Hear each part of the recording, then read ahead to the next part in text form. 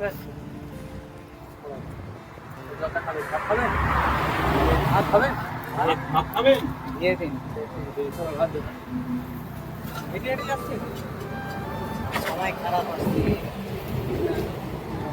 সময় খারাপ আসলে এমনি হয়, জিজ্ঞাসা করার কিছু নেই। আমি চলে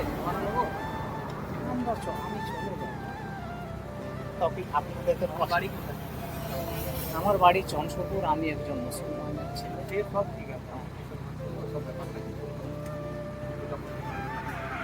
আমি ভাই চন্দ্রপুরে থাকি। একটা ধানে ছিলাম, একটা গরু ধান দিয়ে রেখেছিল, একটা ফকির।